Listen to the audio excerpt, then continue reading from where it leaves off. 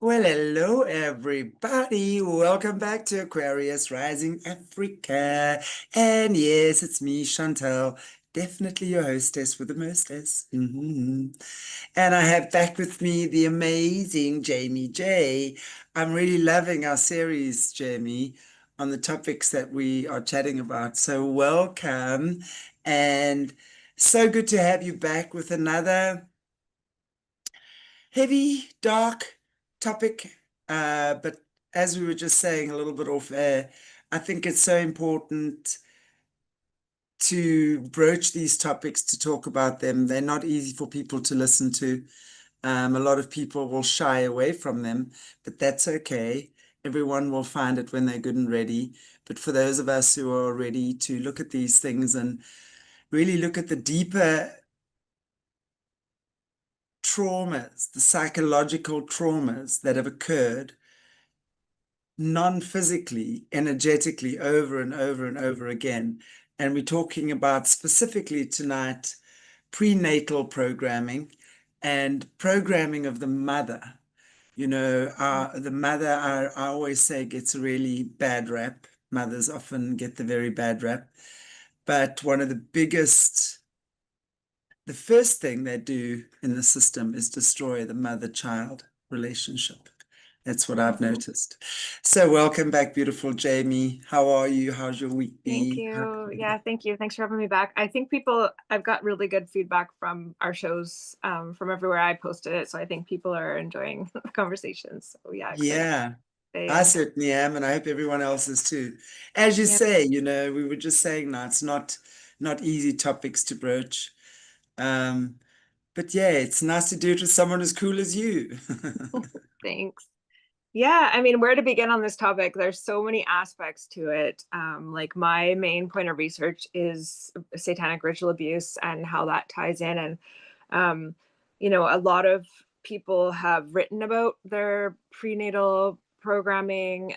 Some of the best books that I've read have been by Svali, specifically the book she wrote. I think it's the one called "It's Not Impossible." It's like a little book, but really specific stuff about prenatal programming. And it just really connects to everything going on the planet with this kind of engineering of humans, and like the fertility industry, and all the things they're able to do now. Like it's kind of like this group of men, and I mean, I'm not going to say it was just the Nazis, but like specifically they were doing a lot of research around this kind of stuff, and it's always kind of been this thing that women have had dominion over. And these kind of there's a group of men that have really scientifically tried to expropriate that and figure out how they can do this without women. And so there's a lot of like political side to it. There's a lot of the biological politics of it. There's the genetic engineering, the CRISPR technology, the in vitro stuff, the people like the octomom having 8 babies. Like, there's just like really crazy stuff going on the planet around reproduction and who has control of reproduction. And so there's kind of multiple levels of this. There's the kind of sociological side of it, and then there's kind of this personal trauma side of it, and then there's the MK Ultra side of it, which a lot of the trauma is prenatal, pre-verbal, energetic soul trauma before a person even has words or concepts, and that is outside of time, so it's always with a person. And they've done it kind of globally, so like every person on the planet actually has prenatal trauma in some way. And the medical system is set up actually to encourage it. So the trauma that people experience coming into this world is kind of already set up as a machine for everybody to get traumatized as they're coming in. And then there's kind of different levels of that. So I mean, there's kind of multiple ways we can go with this conversation. I don't know what you think, where you want to go from there. You're muted. You're muted. There you I think one of the big things that we've spoken about with Sean McCann was circumcision. I mean, that is just horrific when we think about the long-term implications of that. Mhm. So guys, if you haven't watched that show, please watch it. It is, I know, again, not an easy topic. And it's so funny when I actually mentioned to a few people that I'd be doing the show, it's almost like some of them had that reaction where it's like they've been had cold water hurled at them, you know. Mhm. Um, but such a necessary topic, because I think when we start facing these things, the things that we've been brainwashed not to see or to accept as normal and correct, that it's hygienic and normal to circumcise a baby. What the hell? Are we really thinking about that? You know, so if it makes us think, that's important, because I think we've forgotten how to think for ourselves because we've allowed the indoctrination to overrule us. It's kind of like we just grow up with these things as norm, right? But Mhm. even before that, we're looking at the prenatal programming. Mhm. And I think, yes, there's a lot of it already in place, just globally and planetarily. But what I'd be interested in really focusing on with you now is looking at the MK Ultra side of that, because we know Mhm. there is a deliberate ploy, especially with the hierarchy kids or the bloodline kids. You know, I know they do these reincarnation rituals where they bring forth these souls again and whatever, you know, each one of these topics we could talk about for such a long time.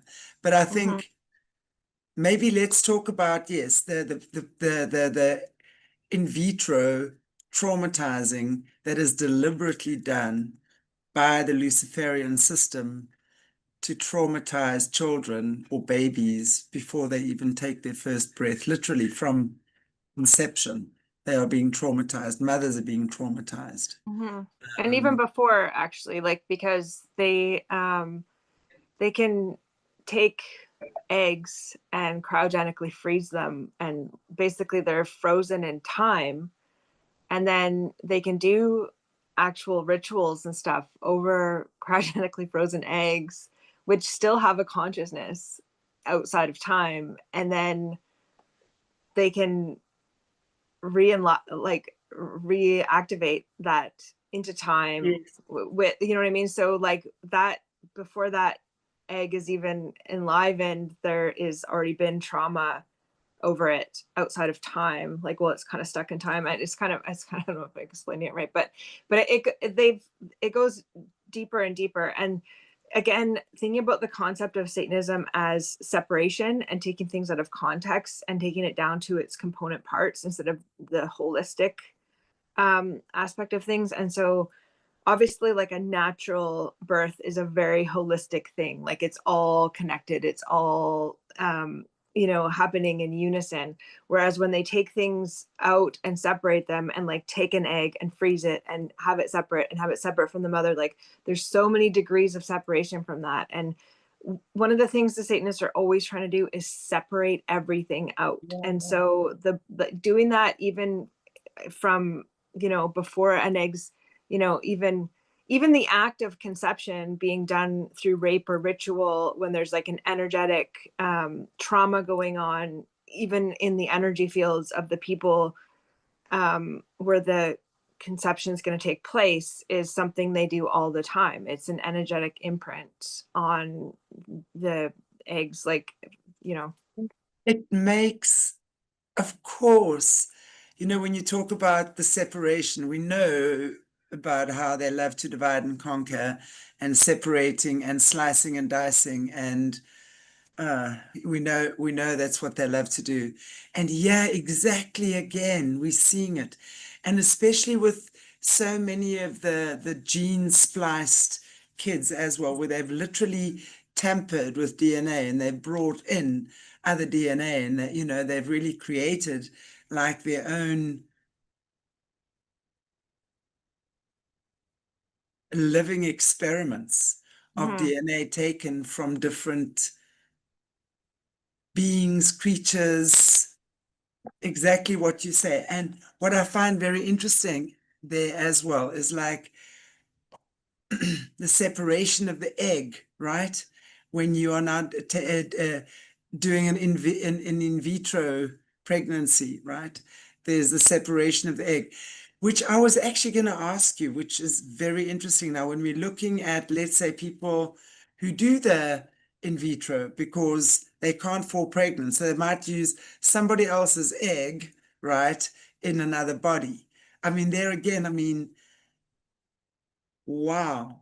The egg's gonna sense that. It's like Of the course. intelligence there is actually like way higher of an intelligence than our five senses that we develop as we grow in a body, like the energetic senses. And I mean, we can get into cloning and all this kind of stuff too, because it's a big part of it. And some of the technology they have, like, you know, where it's like these, even like these exogenesis chambers where there's no bonding with the mother. It's like the child can be grown in a literal tank. But with the in vitro stuff, there's another level of the social engineering because they want you to basically have to pay them. They want to control the means of reproduction, which kind of sounds like, you know, I'm talking about Karl Marx or something in the means of production, but the means of reproduction is really the power on the planet, right? And so what they've done is basically, you know, made people infertile. And if you watch any show, they've really normalized infertility, like on every kind of drama show on Netflix and stuff, like the couple's not sure if they can have kids and they have to, you know, go to the doctor. And basically what, and in vitro is really expensive and it's actually a nightmare. I know people that have gone through it, and I think they really sugarcoat it and make it seem like it's no big deal, but like going through in vitro is an absolute nightmare that Yeah, people it go is. through. It's very painful and expensive, and it's a nightmare. And they really just want to control it. So like what it is in the future, the dream for them is you're going to basically have to pay to be fertilized and to have a child. And they're going to control that. They're going to say like, you pay this much, you sign this, and like we'll allow you the means of reproduction. And so that's why they're always doing these this research on fertility treatments. And of course, they mask it saying, oh, it's to help people and stuff, right? But at the same time, they're making people infertile, and then they want to sell the means to reproduction to people. So it goes really dark. Hmm. Sorry. It's so true. They create the problem and they give you the solution. Same thing Right. that they did with the jab, right? That's exactly, we Well, are that's just even part of it one as well. big living experiment for them. They are just doing one experiment after the other on humanity. And the scary part is it's our own people doing it on us. Like, right? It's human beings actually that have sold out that are doing it on other human beings. That's the scary part. Wow. I mean, it's so amazing and it makes such sense, you know. And I know some couples who've had fertility issues and have had, it's a horrible thing to go through. Mhm. And then they have the baby, though, but that's a blessing.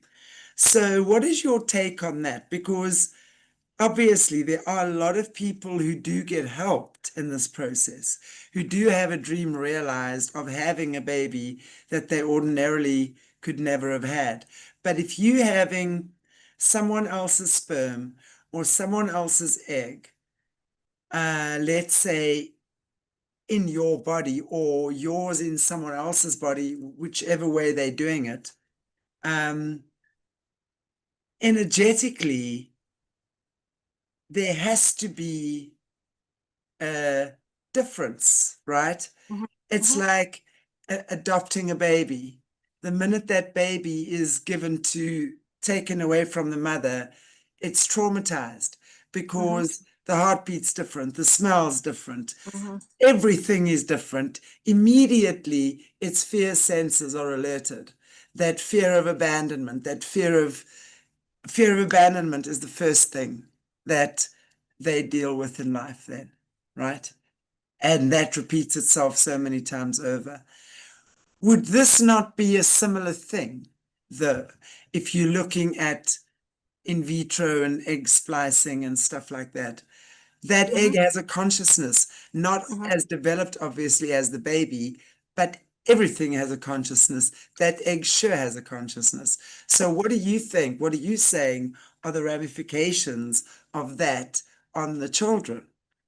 Mm-hmm. So they basically want to disconnect it because that's how you program. So that it's basically you disconnect something, you depattern anything that's there, you have a blank slate, and then you program in what you want. And so they can do that like on eggs, like the consciousness of eggs. Um, and they can also do imprinting on something that young because consciousness is outside of time. And I don't want to get, I don't know, go too big a concept on the show, but like, so some of the stuff they do in MK Ultra is they'll bond. Okay, sorry, where I was going to start with this. So there's also something called survivor's guilt. So what they normally do when they do this in vitro stuff is they'll have a whole bunch of fertilized eggs, and they can be clones or they can just be multiple pregnancies, and then they abort some of them, and the little eggs feel that, right? And so they already have been put through a type of SRA of survival of the fittest and trauma because they're bonded to those other little eggs that are fertilized as a group, and then they eliminate some of the ones out of the group.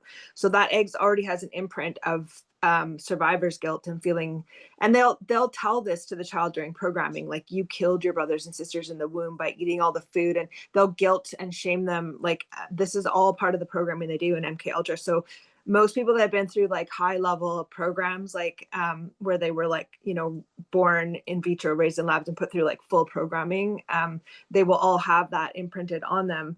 And then also you can do types of imprinting on eggs. So they can put, well, they do energetic frequencies over the eggs. They can even do that when it's cryogenically frozen. They can still be putting a frequency over that egg and programming it. They can do, if you get into quantum physics, there's like non-local acausality or whatever. So that like even things they're doing to the mother are still affecting that egg, even if it's cryogenically frozen somewhere. There's still a quantum connection energetically to that. And then, yeah, that kind of like you could even call it like a season in the abyss, right, where that egg is like in total blackness and not connected to anything and outside of time. And then once, you know, speaking about the bonding, you know, I've looked on employment websites and there's advertisements there for them wanting to buy eggs or for surrogate services. And if you listen to some of the super soldier stuff, they'll talk about things like Project Surrogate. And so that's another way of disconnecting people, is to have people putting different people's eggs in different people and using them as surrogates, because again, it's anything that can interfere with the natural God created order of things is going to give them power, because they've taken stuff out of the natural order. So there's always a power differential when you put something against nature. And so they're doing that in every single way that they can. And if you read Svali's books, there's the one called It's Not Impossible, which talks specifically about the prenatal programming, which is actually basically using, you know, pain and pleasure and even light in the womb to already create a master slave relationship with a programmer. And then they can, Joseph Mengele did a lot of research also on imprinting, which I think is really important for people to understand as well. So like he was already bonding, once they break the original bonds, which can be by putting somebody else's egg in someone else's body and having it separate, giving it survivor's guilt, and then they start bonding to the abusers and giving that little embryo Stockholm syndrome. Basically, even as an embryo, they can start programming in the Stockholm syndrome, imprinting the voice of the abuser. And if you read Svali's other books, she just put out 3 more books. It's the 3-part series. Sorry, the name is slipping on me right now. I think it's called Never Give Up. I think all the books are called that, and there's 3 parts to the book. But she was you know, born in an underground facility where they were mass producing people. And just so people know, like we can go another direction into colonialism, but they've already made like new people to replace the people that they want to eliminate off the earth. And those people are created this way with attachment disorders. And so what they also do is they'll bond babies to multiple people. So if you read Svali's books, like they normally kill the birth mother for a high level MK Ultra, because the embryo consents that even once the baby's born, it can sense that the mother's dead in the quantum field, right? Like it can sense the connection of the birth Sure. mother being dead, even if it's not in the conscious mind. And then they would bond through smell. Like Sally would talk about being passed around as a baby to these, I think she just called them the fathers, but some of them were female. But those were going to be her main trauma bonded Stockholm syndrome programmers for her entire life. And so they would pass the babies around so that it would bond with the smell of multiple people instead of just one, which is another way, which how is that going to play out later in life with, how they're really promoting everybody to have multiple partners and like for everybody just to be kind of bonded to everybody, but nobody in particular isn't really the natural order of things, right? So they not only break original attachment, but then they kind of want people bonded in weak bonds to multiple people. And with these high level program slaves, they will bond it to multiple parental figures through smell and stuff, like just holding the baby. They would all share holding the baby and stuff to imprint it on multiple people at once, so it can't just have one strong bond with one caregiver. Sorry, I know that was a lot, so I was like, I'll just stop there and No, let I you mean, comment. it's fascinating and makes so much sense, I mean, I've heard how they trauma bond a baby. Often, like, they will then give it to the father for the first 18 months and have very little to do with the mother and do all sorts of horrible things, like smack it or, not feed it blood instead of milk and like terrible things like that. Mhm. And then at usually 18 months old, around about there, that's when when the father will, for the first time, grape the child. Once it's been obviously completely trauma bonded to the dad. So I've heard of that. And it's also not normal for the child to be bonded so strongly to the father. It's the mother that should be the main connection to the baby. And of course, the father right there in the normal sense of things that forms a protective barrier around the mother child. That's in the natural order of events. But I mean, as you say, this that they've passed the baby around. Um, I've not heard that before, and it obviously again makes perfect sense and so clever, so sly, so cunning, so manipulative, so evil. That is evil that you do Mhm. that to a baby, the poor little thing, not knowing who's who in the zoo, not knowing, wow. The poor little thing. Yeah, Wow. I mean, and so thinking of like okay, so we're kind of going back to like preconception and like conception through rape and putting frequencies over and putting, different people's DNA material into different bodies and like just basically interfering with any kind of a chain of bonding that would be normal. And then they do stuff to in vitro as well, or sorry, in utero as well. So they can use things like they will connect EKGs, electric encephalograms or electric cardiograms to pregnant mothers so they can really read what's going on for the fetus even at a very, very young age. And they can, the the egg, I don't know, I don't want to call it the egg, but the fertilized egg, the zygote, whatever, it has a will. It can say yes or no. And so they can actually hook it up to EKGs and they can do programming and they can tell if the baby's accepting it or not. And this can even go down to demonology where they're saying, we're going to apply pain to your mother. And if you accept this demon, we'll take the pain away. And they can tell by the baby's heartbeat and stuff if it's accepting it or not. Like it has a yes or no answer. And so because the baby needs the mother to survive for the baby to survive, so anything they do to the mother, the child will comply to attempt to save the mother. And then they will do things to the mother to like send messages to the fetus as well, of like, you're a burden, I hate you, and you know what I mean, like they'll send that, they'll like make the mother do that kind of stuff, um sending that energetic feelings to the baby and imprinting it energetically. And then, of course, all of these women that are used in these breeding programs are completely traumatized down to their DNA and cell since their conception. And so, just even epigenetically, the baby is just in that trauma soup the whole time. It's picking up the programming of the mother, and the mother's even repressed trauma is being picked up by the unborn child. But they can use light and stuff on fetuses, like they can make a baby move away from light or towards light, like they can do this kind of stuff. So there's little really simple ways that they can start doing programming for compliance and obedience, and then like using pain and pleasure really, really young. And then once the baby is born, they kind of can do other types of programming. Sorry, there's just so much. I'm not even sure where to start. But again, Svali's book is really good. And the other book I always recommend is by Alice Miller, called The Drama of the Gifted Child. And that has to do with mirroring and attunement.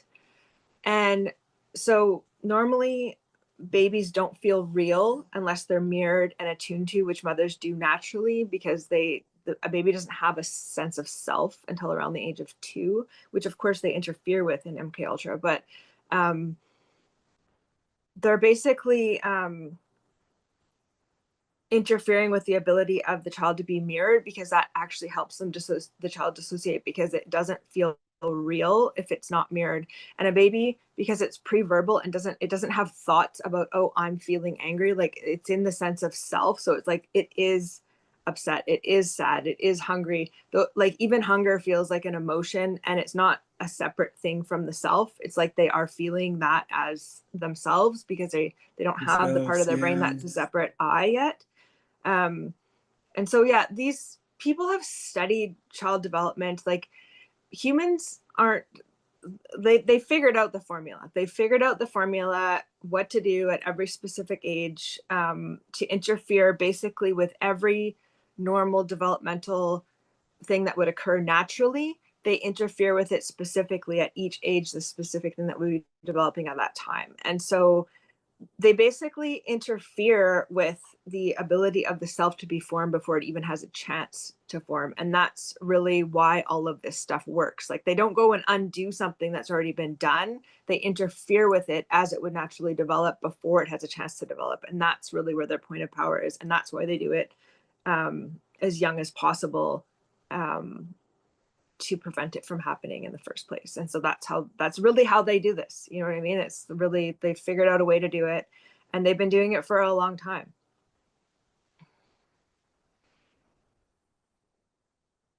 It's fascinating because it makes me wonder, obviously,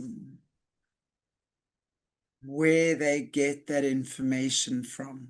I mean, it's got to come from somewhere. And I mean, that I know is a whole different rabbit hole to go down. But it also, just as you're speaking, I'm thinking about just people who haven't necessarily been SRA'd, just have had what one can describe as a normal life on this planet, right? Um, but through just the general trauma of their environment, the general trauma of, I mean, we know obviously that the child is connected to the mother.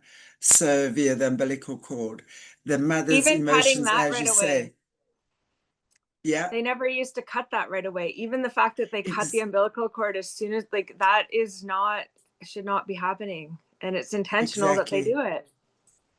It's supposed, it'll take a few days normally. And that's the thing, is you should, as a mother, be laying with your child in that moment and allowing the process to take the time it needs to take naturally, and for the cord to separate dry of its own accord. Absolutely. I've heard that many times, and it makes a lot of sense. And then you speak to people like Kerry Saint, who is Australian. She's a victim for the forced adoptions, and how many forced adoptions have taken place over the years. I mean, that's a whole different story again, Mm-hmm. Mm-hmm. another rabbit hole to go down. Um, but of course, It takes, once the baby is born, 10 months to a year for that baby to wean naturally from its mother. So for the first year, your baby should be sleeping in the bed with you. You should be carrying it around as much as what you can on your body or close to you, for the child to have the normal, natural separation, weaning rather, from the mom. All of these things we are deprived of. The system has, as you quite correctly state, deliberately and systematically put these things into place to literally abuse. It's the beginning of the master slave. We their little slave babies that are being born and created in their fucking image. Isn't that crazy? They are literally, because when you look at God, the Heavenly Father, Christ, right? We are created in the image of Christ.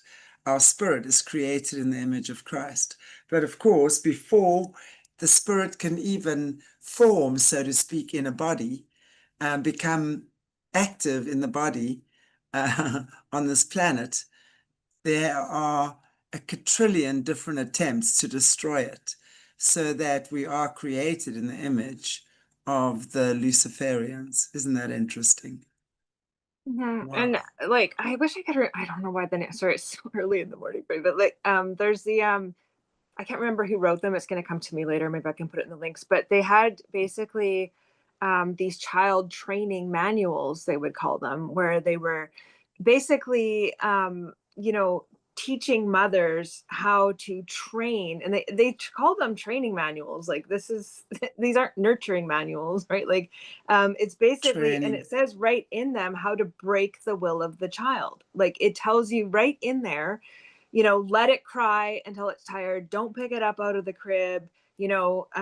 Force feeding it, force toilet training. Like, this was, really pushed through society, was to like, don't let the child control you. You don't adapt to the child and its needs. You break the child's will and you put it on a schedule, and you know what I mean? And so they not only break that bond of the parent, of the mother tuning in to the child and what they need. It also breaks the intuition of the mother, because instead of going with their motherly intuition, to tune into the child, they basically separate from it and listen to experts. And then, even though the mother's probably feeling horrible while the child's crying in the other room, they're saying, "Oh no, don't pick it up, don't put it in the bed with you, don't sleep with it. Has to learn to sleep in its crib. It has to learn to," you know what I mean? And also, something I've always found really weird is when parents are like competing for milestones with babies, like trying to take it off the soother as soon as possible or take it off the bottle. And when it's like, who cares? You know what I mean? Like, just let it happen naturally, right? But there's like this push to like force the kids.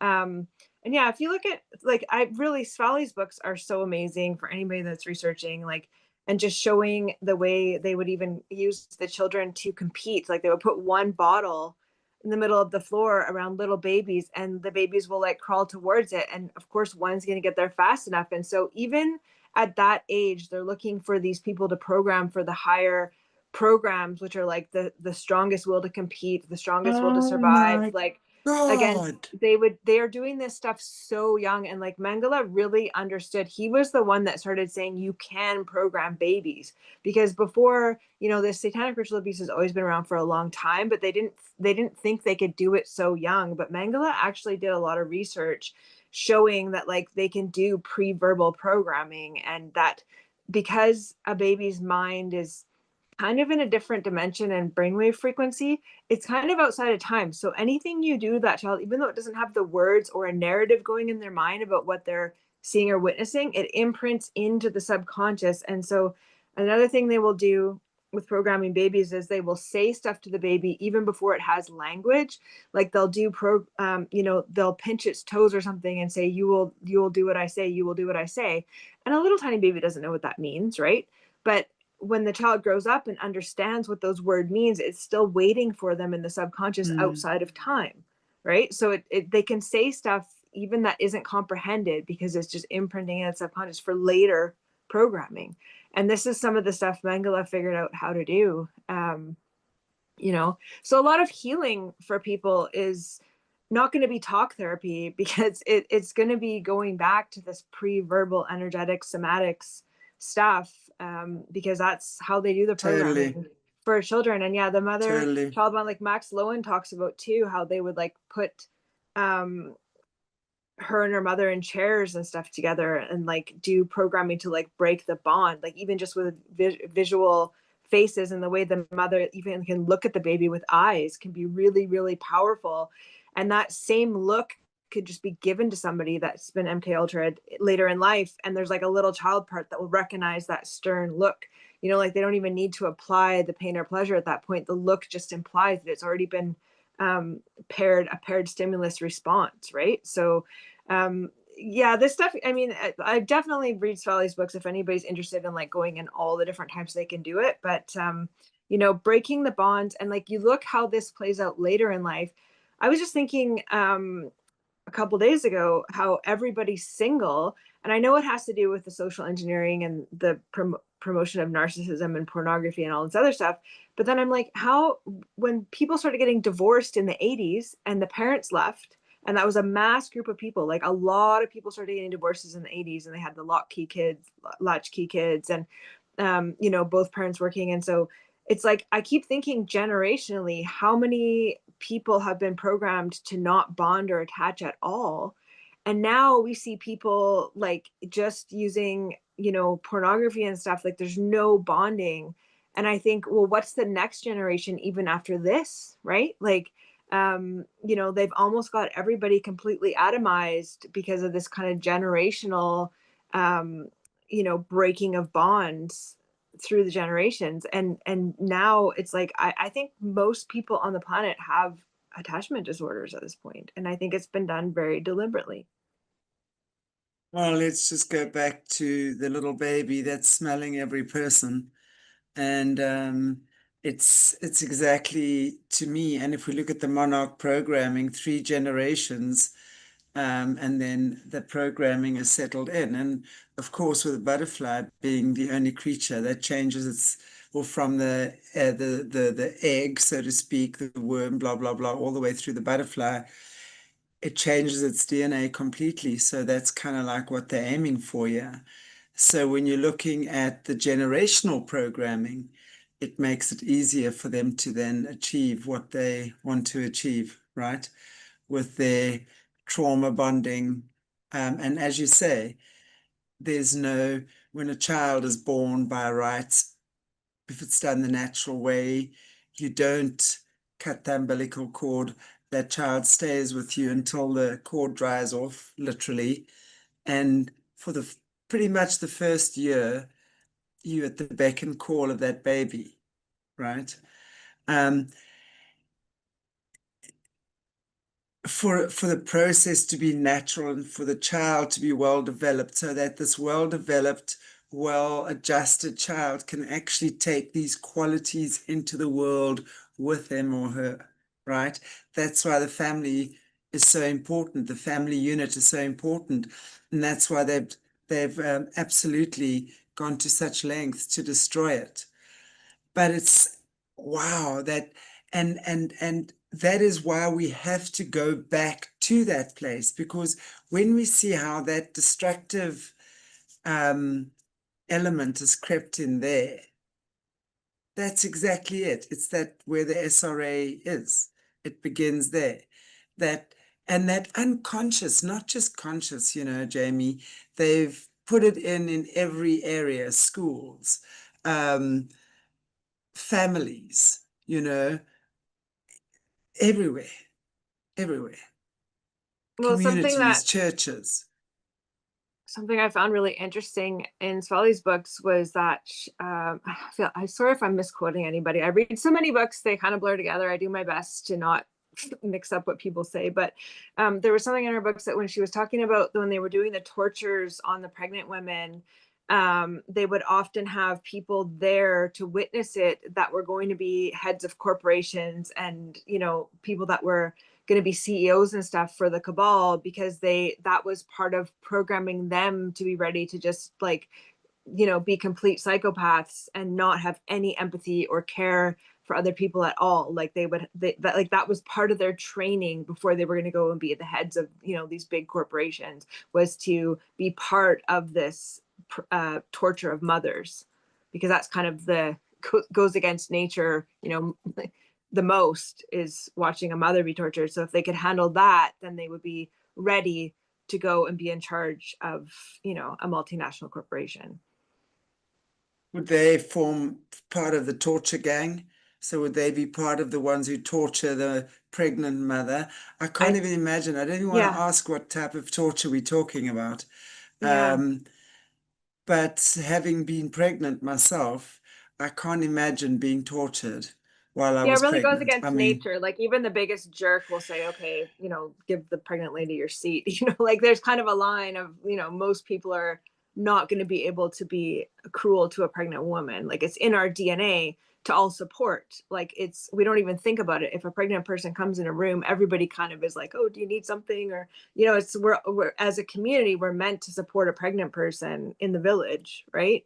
And so if they can go against that, then they can be just a complete psychopathic, corporate entity. It's very what a connected.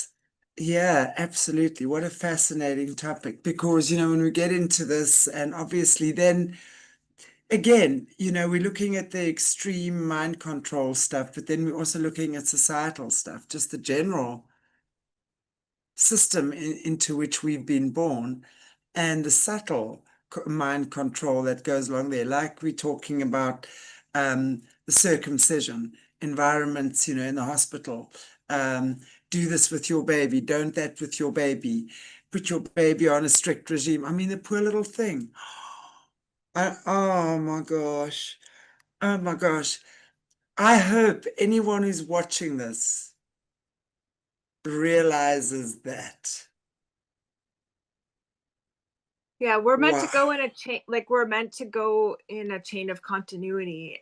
Like everything is supposed to be connected. We're supposed to be connected to our ancestors. We're supposed to be connected to other members of society. We're like, there's supposed to be a chain of connection, right? And so any place that they can sever that gives them a power differential. And I did a podcast with James Martinez and he explained it better than me, but he said that our society is set up in a way that's based on trauma-based mind control and abuse of a child, which is compartmentalization, atomization, no empathy, no communication between parts. So you start thinking about the corporate structure of compartmentalization, bureaucracy, hierarchical structures. Like this is all based on child abuse. It's our actual society, even the buildings and the geometry of the buildings. It all represents child abuse, and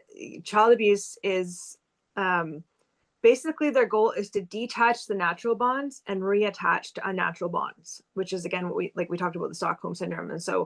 And they can't actually do the full trauma without, once they break the original bond, then they have to bond to the abuser, and that what is actually enables the other abuse to take place. So it's all unnatural bonding.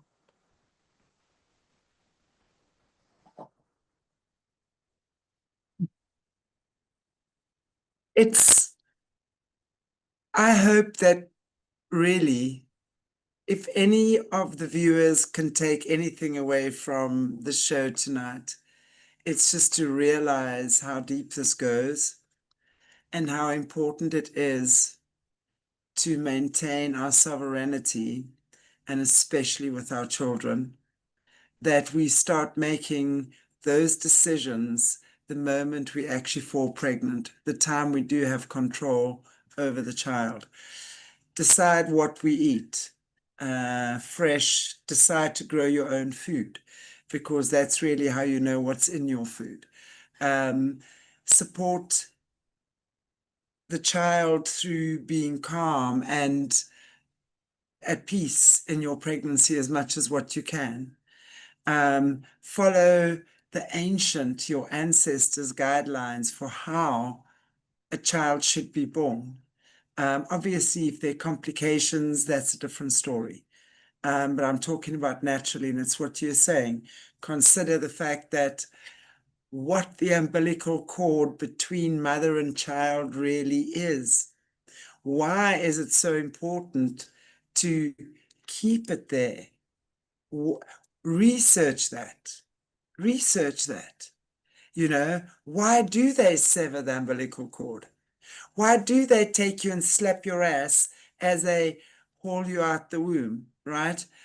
Inject you with whatever injections that you come into, and then within hours haul you off for circumcision if you're a boy.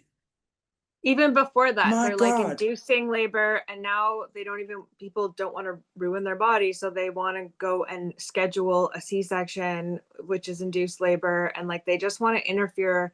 Like, these people are reptilian in their thinking. They are obsessed with interfering and controlling anything, even stuff you think like, why would anybody even want to control that? It's just the fact that it's any little thing they can control or interfere with, that it all is cumulative, right? So they're always going to try anything they figure out that's natural. They're going to somehow try to get in between that.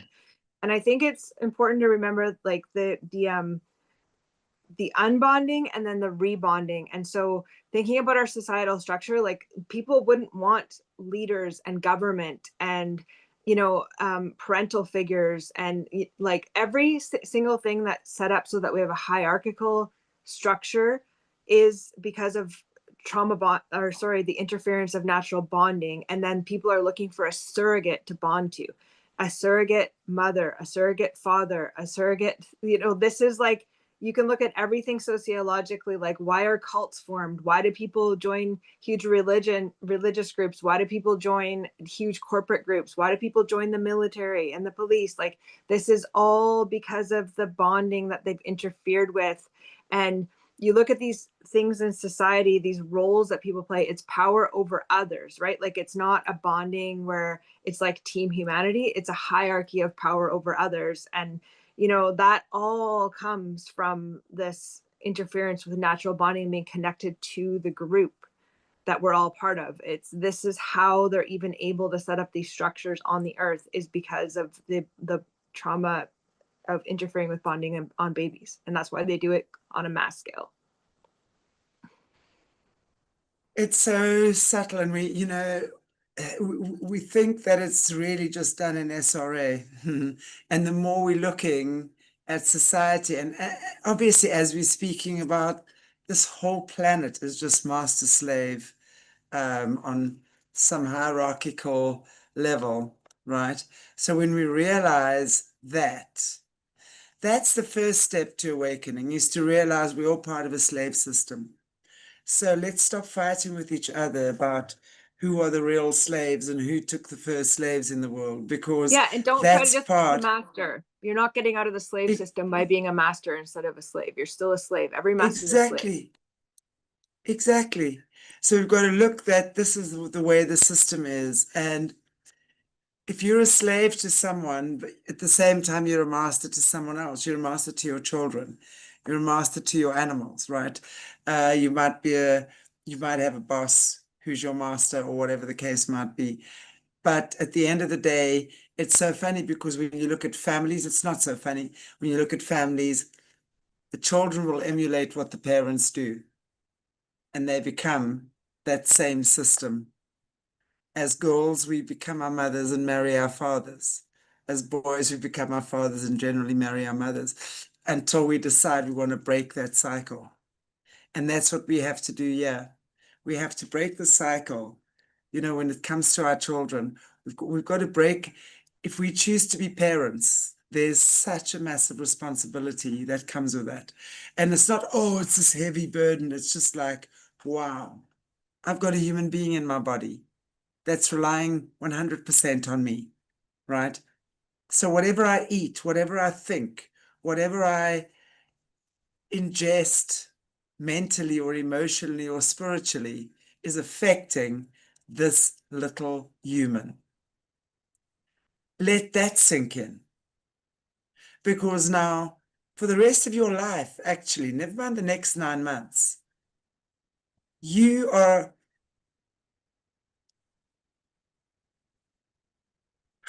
Whatever you do echoes into this little being and creates their reality as well. Yes, there comes a time when they will use their free will and choice, but that's largely going to be based on what we've given them to begin with, the foundations, right? Just guys, these are such important shows. I can't stress this enough, how important these shows are. If you're watching, please like, share, subscribe. Get this information out there. I know it's not comfortable for a lot of people, but we Mhm. really, really, really we have to be aware of this stuff. And there's so much more.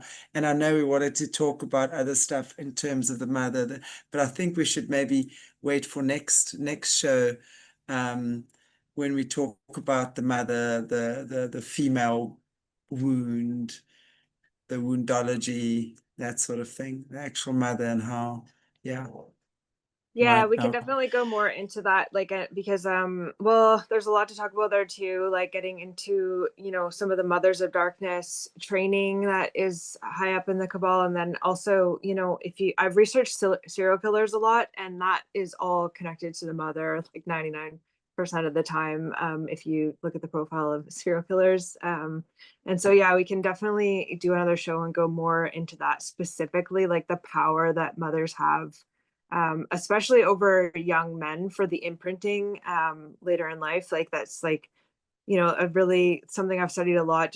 I've read quite a few books about serial killers, and it's always has to do with the mother during the formative years that is like that creates that. And the programmers know this, like they know how to create serial killers, and they do it on purpose, and Exactly, they know that it comes through mother trauma in order to create exactly, the types of uh you know exactly, projects. So and yeah, and then just the one last thing I wanted to kind of talk about was like how we have these rituals in order to normalize doing really evil things. And so, I remember being in university and they would show these videos of female circumcision, of just, these savages in a tribe just doing this savage thing, right? But then you come to Western society and it's like, well, as long as, it's in a hospital and there's this whole ritual around it and everybody's pretending it's normal. And, it's like they're doing the same savage things, but it's been through this ritual of, the doctor putting on their coat and them going in this facility. And, it's like they've just made these really insane things seem normal. And I just did a podcast that I think will be out today on Aileen Wuornos, and watching, the death penalty and stuff, that they put murderers through, and but they go through this whole ritual of, oh no, we're just going to, put this person behind glass and we're going to do it really humanely. And you know what I mean? And I'm thinking, like, it's so insane that society can't see what's actually happening because of these rituals that they have around making things seem like they're civilized, when they're the exact same thing as, full on state of nature. It's just that they do it in a really civilized way. And I think they've done that with a lot of, the way they've inverted the natural order of parenting to make it seem really, civilized, the way that they're doing these really heinous things. And they're actually getting people to program their own children unbeknownst to them, because they're just going along with this, civilized society. And I think that's just something else that people can maybe just open their eyes to a little bit. The way that things are just normalized in our society when they're actually quite vile. And circumcision is one of them. So really, I really hope people go back and watch the show. I didn't watch the one he did with Sean yet, but he's the absolute expert on this. He studied it more than anybody I've ever met in my entire life. And I never thought about that topic at all until I met him. And then when I actually looked into it, I just thought, how did I not know, like, think about this before, and how it's being done on a grand scale? wow. Makes so much sense, everything. I mean, it really is. It really, really is. And it's so true, just going into the whole mother thing. The first thing they do is create trauma between the mother and the child, and the mistrust. And it's so true about the serial Mistrust. killers. All we have to do is is most of the serial killers will um, inevitably be killing women most of the time. Not all of the time, but most of the time. There's definitely, and that would be a very interesting topic to go into. So we would definitely maybe next time go deeper into the mother wound, how they literally, and it's so true because especially after working with so many survivors over the past 5 years, I mean, father's par for the course. It's like, it's more understandable, although not understandable, but that the father would be abusive to the child. It's less, it's a lot more traumatic for a child to experience that abuse from its mother, because, of course, the mother carried it, had it, gave birth to it. The child trusts that this is my source of life. And the minute it comes out, there's the trauma and the abuse. So again, we talk about the trust issue. And especially if it's been deliberately orchestrated to the extent that it has. There's such a, not just a mistrust, but a hatred towards the mother.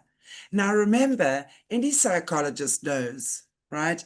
Your mother Always about the mother. is absolutely is going to be, and especially if you're a man or a boy, if you have a bad relationship with your mother, every single feminine relationship you have after that is going to be based on that trauma. It's going to be creating that same thing. And it's not just with that, it's meant to what, that's a story for a different day. We could be going down 7,000 different rabbit holes right now. But I this know. right now is the one. Yeah. So it's so important to recognize that deliberately they create the trauma between the child and the mother.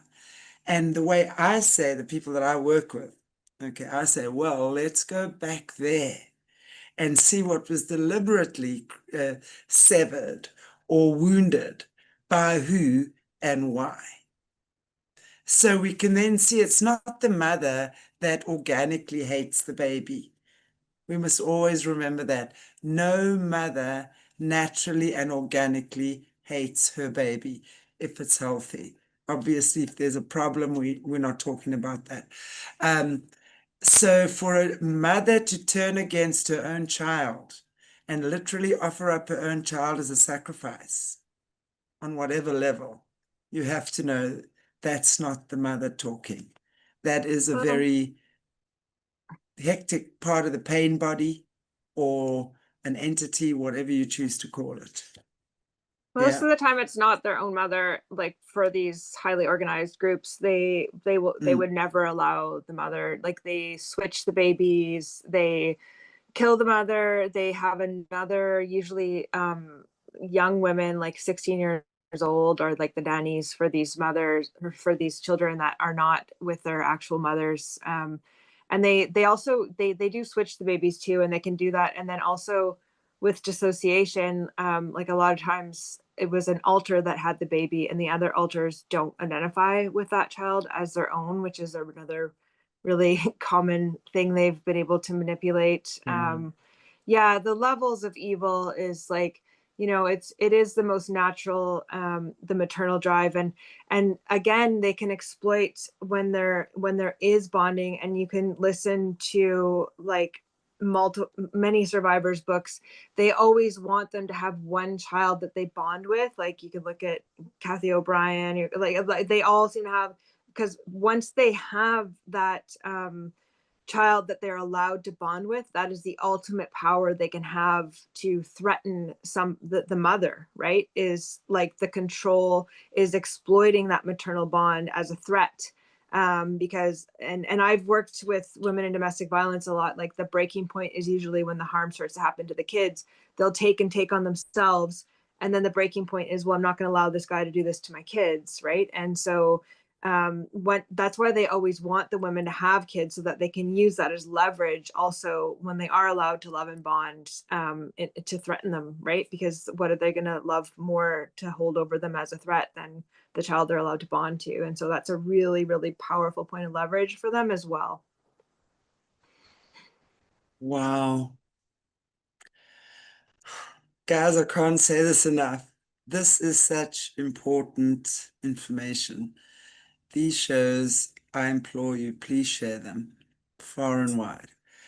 Because I think there's not many people that are ready to listen to this type of information. You know, I've been a healer for 30 years, and a lot of my information that I get is downloaded. I get it downloaded. And this has come through for me a long time ago. And understanding, you know, I literally have a therapy called the womb regression. And Mm-hmm. I will regress my client back into the womb, and we literally shift what the baby is feeling in that moment. I want to tell you, and then they come out again through different ages, and it is Mm-hmm. incredible. It's Mm-hmm. incredible what happens once the perception of the child has been changed, and how their life changes from then onwards. They have a completely different perception of life. And if we can realize the power of the unconscious, the power of the unborn, the power of the egg, the sperm, it's a consciousness. And to Mm-hmm. treat things like they don't matter is very narcissistic of us. And as long as we are being narcissistic to any other living form, we will continue to attract narcissists into our life, into our environment. That's the way it works. It's the master slave, slave master, right? Until we Mm-hmm. transcend that matrix. Mm-hmm. But wow, They're always powerful promoting information. Hmm. They're Sorry, always Jaymee. promoting they're always promoting the narcissism in society and service to self and selfishness, and it just goes along with the inability to bond and care about others. It's just a focus on the self as an individual. Like, so the trees instead of the forest, like it's kind of those two opposing esoteric forces, right? So they're always trying to focus on the individual, on yourself, and it's like we just see this played out on the whole side. So it's actually it seems like it's a win-lose. Everybody's trying to win and be individualistic in competition, but it's actually lose lose lose lose lose lose for everybody, Exactly. because everybody is out for themselves, and then we live in a whole society where everybody's affected by that, especially children. Exactly. And it's even intergenerational. Like, what we do now, like, we've set the stage for the next children being born and coming up in the society. And like, what I was talking about earlier with the inability of people to even attach anymore. Like, even now, young people don't even have boyfriends and girlfriends. They just, like, it's just normal for them to have a group of friends that are interchangeable, and they hook up and stuff. But like, that's already been normalized for that generation. So like, now think about the generation after that, right? Like, where, you know what I mean? Like, now it's just normal to have a child with somebody that you're not in a relationship with. Like, that's been normalized, right? So how's this going to play out in another 2-3 generations is going to be, exactly what these controllers want. Is just a whole army of Separation. narcissists that are separate little atomized units ready to be programmed. So it's like, we need to fight for attachment, is something I think is something worth Absolutely. fighting for. And it's so easy when we just start putting down for a minute the things that create disconnect or detachment. You know, the things that make us detached. If we're angry and we don't want to talk to someone and want to rather fight, and like, turn it around and force yourself to go and say to that person, hey, give me a hug or whatever. I mean, obviously I'm talking, well, you'll discern the relationship you have with the person. But that's what I'm saying. It's almost like we have to force ourselves to do the opposite, because boy, emotions are tough. They really get us on emotions. And that's the one thing. I mean, if we look at the mother is feminine, water, emotions. If you look at a child's astrology chart, the moon is the mother. And when the child grows up, it becomes your emotions. So mother, moon, emotions, water are all completely linked, right? So when we realize the importance of your relationship with your mother, now, I'm not saying you've now got to go and, if your mother's been this hectic narcissist, you've got to go and do all sorts of, no, I'm not, no forgiveness, whatever. Just take heed of what we've said here, is that there's a deliberate attempt to disconnect children from their mothers for a very important reason, because it creates instant mistrust in the Hmm. child, Mistrust is a which really key is, word. yes. And our society is based on mistrust.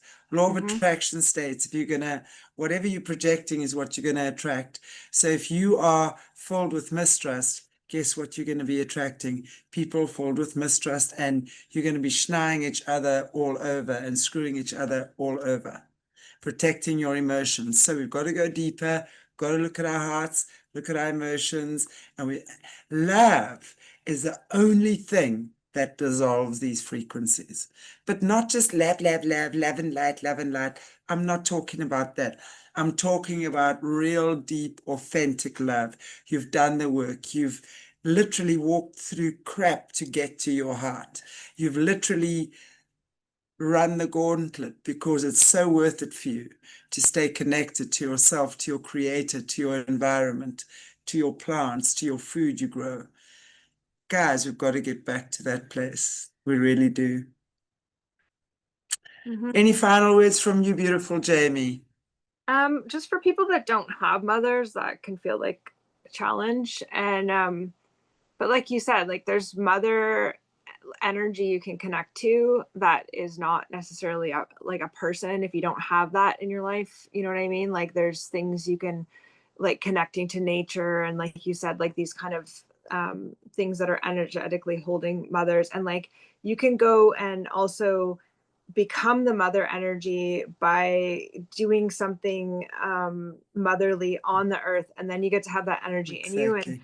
I always said, like, I don't have my Exactly. own children, but like my care for the children of SRA is that is a mama bear, and it's actually a bear, like, you know what I mean? It's like, you know, that is an energy that I think I invite people to tap into, like that protective role of children, because I feel that all of us on the earth right now are actually being asked to step up and take on the mother protective role of what we know is happening on the planet with the child trafficking, the SRA, the sex industry, all of it. Like there's some mothering required here that we can all voluntarily contribute to if you're willing to step up and be part of that mother love that needs to be um, held in place right now, for all the people that have been traumatized. And you know, you don't have to have your own children or your own mother to do that. Like there's plenty of opportunities for anybody that wants to engage in like a healthy form of mother energy right now. So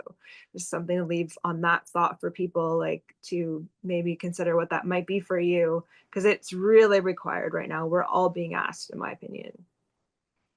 So true what you said, if you're, obviously there are those of us who don't have a mom or who have had a really bad experience with our mom and can't imagine our way forward in that way right now. And it's so true what you said. Then do something that you mother, take care of something, whether it's a garden, whether it's an animal, whether it's your own children, whether it's walking the animals at the SPCA on a Sunday or visiting the elderly. I don't know, whatever nurturing you can do, because that's what a mother is really. That's all a mother is to nurture. She nurtures, she creates, she makes things grow. She loves things to life. She cooks things, she bakes things, she And it's not about being a stay-at-home mom. Please don't get me mistaken with that. You can be a powerhouse out there, but it's so important that you nurture yourself at the same time. Because if you don't nurture yourself, you're not using that mothering, nurturing energy for you that you have to do. And then you become a shell of who you intended to be. You know, I always say the masculine energy is like the orange peel. Like, if you take an orange, creates the structure. The feminine energy is the sweetness, the juice within the orange. If that juice is drained, that orange is dry and nasty, no matter how shiny and beautiful it looks like from the outside. But if the juice is not there, there's no sweetness. And if the structure is not there, there's no structure. There's got to be, when you're looking at that, it's two creating one unified force. And when we give that to ourselves, when we are sweet and lovely to ourselves, we're kind to ourselves, but also tough, because healing is tough. It's not for the faint of heart. You got to face those demons. You got to stand there. You've got to grow your spirit. That's the only thing that's going to get you to heal. Standing, growing in strength within you, your light expanding. That's the only thing that gets them, for sure. Thanks for saying that too. Like, we also need masculine energy to hold space for the feminine, Totally. contain and protect it. And yeah, that's really part of it, right? It's not just bringing that in, it's honoring it and helping support it in a masculine way. Another really good book I'll just leave on the recommendation, it's called The Way of the Superior Man, and it's really about those two energies. And I've given it to a lot of men, and they always think it's going to be a book that they're not going to like. Then when they actually read it, every guy I've ever given that book to said it was life-changing and amazing. So it's really The about Way of that the Superior stuff. Man. Yeah, I think it's written by somebody named Dita, last name Dita. Sorry, I'll put it in the links. But yeah. Okay, well, see, Foxy Fox is there. Fox, is that my cue to give you back your mother? Hello, Fox. I know. Every time it's the end of the show, Foxy arrives and I go, okay, that's my Yeah, cue. he knows it's time for him. He gets a treat and a walk for being a good boy. I'm doing her job. Okay, Jaymee, that has been such an amazing conversation. Thank you so much. We will definitely be having more of these. Super important. Look forward to seeing you again next week, where we take this topic a little bit further. Bye-bye, Foxy Fox. See you guys. Take care, everybody. God bless. Thank you so much for watching. Please like, share, subscribe. Get this information out there. Yeah, the world needs to know. We need to start looking a whole lot deeper. It's not just outside of us that these things are happening. It's right here, and we have the power and the ability to change that. God bless everyone. Take care. Bye.